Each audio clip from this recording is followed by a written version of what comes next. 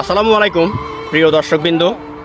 আজকে যে বিষয় নিয়ে কথা বলবো, আজকে সারাদিন একটা ভিডিও ফেসবুকে স্ক্রল করতে করতে যতক্ষণ নজরে পড়ছে, পাথর মেরে একটা মানুষকে মেরে ফেলছে।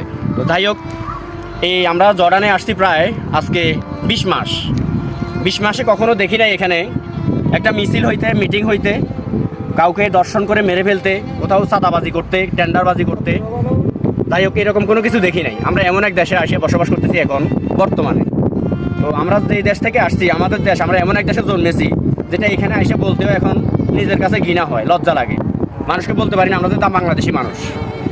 আমরা এখন যে দেশে বসবাস করি, এই দেশে দেখেন সব কিছুই এরা পরের উপর নির্ভরশীল, তবু এখানে কোনো অভাব নেই। মনে করেন কারেন্ট বাইরে থেকে নিয়ে আসে, গ্যাস বাইরে থেকে নিয়ে আসে, পানি বাইরে থেকে নিয়ে আসে। এই যে আমার পাশে দেখতেছেন, এটা সৌরবিদ্যুৎ। এই সৌরবিদ্যুৎ সিস্টেম এটা অনেক লম্বা, দেখেন একটু ওইদিকে দেখেন ঘুরে। এখানে বিশাল এরিয়া সৌরবিদ্যুৎ তৈরি হয় এখান থেকে। তো যাই হোক, কথা বলতে আসছি এতটুকুই যে দুর্নীতি না থাকলে, মানুষের ভিতরে সততা থাকলে যে একটা দেশ কতটুকু উন্নত, কতটুকু স্বয়ংসম্পূর্ণ শান্তিভাবে চলা যায়, সেটা এই জর্ডান দেখলেই আপনি বুঝতে পারবেন। এখানে জর্ডানের উদাহরণ। এখানে কারোর ভিতরে কোনো হিংসা নাই, বিভেদ নাই, এখানে কারোর ভিতরে কোনো লোভ নাই। আমাদের দেশের মানুষ দেখুন, মনে করেন আজকে একজন এক বিঘা জায়গা কিনছে, আরও এক হাত কীভাবে কিনবে, কীভাবে কার মাথায় বাড়ি দিয়ে কিনবে, ওই চিন্তাধান্তা থাকে। এখানে দেশের মানুষগুলোর এরকম কোনো চিন্তাধান্তা নাই।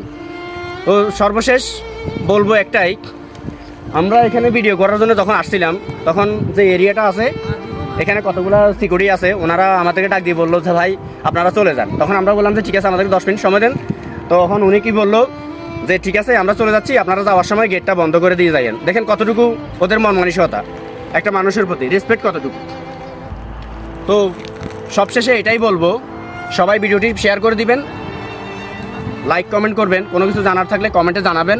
আর পরিশেষে এতটুকুই বলবো, আজকে যে ভিডিওটা দেখলাম, এটা দেখে আসলে খুবই মর্মাহত, খুবই ক্লান্ত, ভরাক্রান্ত মন, অনেক দুঃখ ভিতরে যে একটা মানুষ কিভাবে পাথর মেরে ফেলতেছে।